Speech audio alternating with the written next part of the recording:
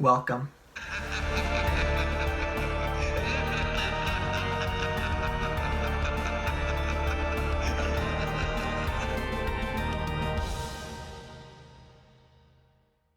Black Widow was released in 2021 and was directed by Cate Shortland.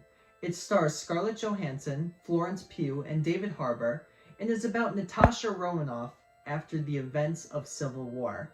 Does she meet her family? What will her family be like if she meets them? Will she ever confront her past of how she became Black Widow? We all find out in this movie. So Black Widow, we've been waiting for this for so long. It got delayed because of the pandemic, like so many other movies, and there's so much build-up, and things had to get moved around in Marvel's big scheme because of the pandemic and everything getting pushed back. This was supposed to come out before WandaVision, if I remember correctly, and I think this was supposed to come out basically before all of the TV shows. That didn't happen. This ended up getting released after them, and it's safe to say that I think that the TV shows are better than Black Widow. And honestly, Black Widow is probably on the lower tier of Marvel movies. Now, that isn't to say that it's a bad movie, because I don't think that it's a bad movie. I just think compared to some of the other Marvel movies that we have seen, this one is very disappointing, and I'll explain why. So to start off with a con, I know I usually don't do that, but I think this film kind of warrants it a little bit. I really don't see what the point of this movie ended up being. We really don't have any stakes because in Infinity War, we see her, so we know that she's alive, and we know that this takes place after Civil War, so no matter what, through the whole movie, her stakes are never too high because we know she's gonna survive everything. Now, we don't know is if any other characters are gonna live or die, if we didn't see them in Infinity War, Endgame, or if this is the first time that we are meeting them. There's a few characters that we meet for the first time. We have a lot of pretty good acting. It's just such a disappointing script, really. And by that, I mean, there were so many cool things going into this movie, with number one being Red Guardian. Such a cool character, and it's being played by David Harbour. David Harbour is so freaking funny, and he is hilarious in his role. We just didn't get enough of him. I wanted to see more of him because he was so good, and I feel like he kind of got thrown to the side a little bit.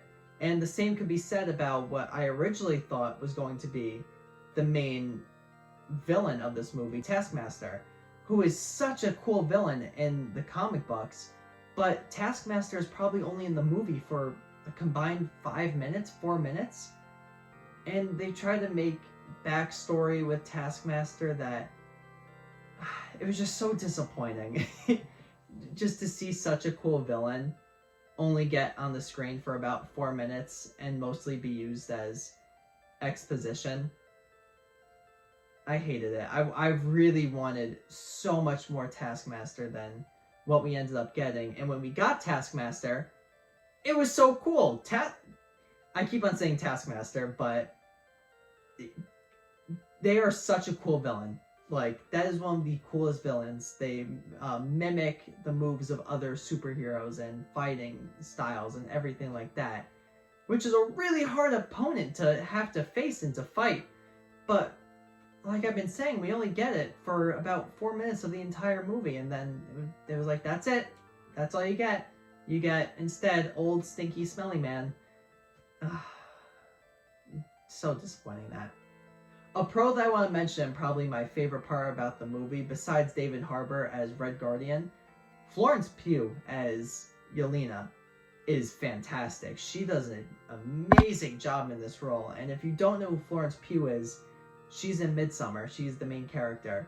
She's a great actress, and you could really see her acting skills start to fly in this movie, kind of like how they did in Midsommar.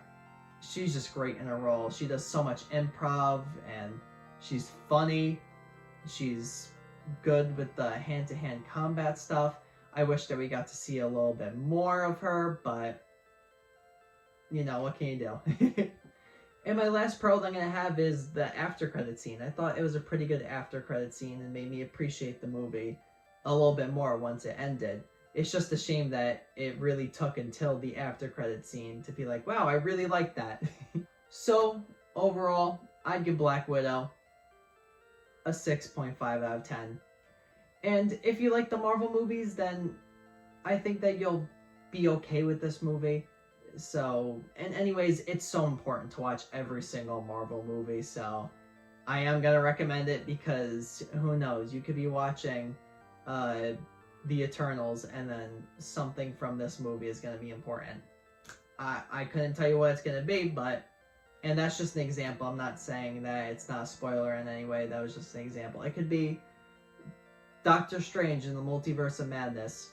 It could be, I don't know, WandaVision, Falcon and the Winter Soldier. There's so many stuff that was released, and we know that everything ties into each other, so it's important to watch this. So thank you everyone for watching this review, and be on the lookout for more reviews in the future.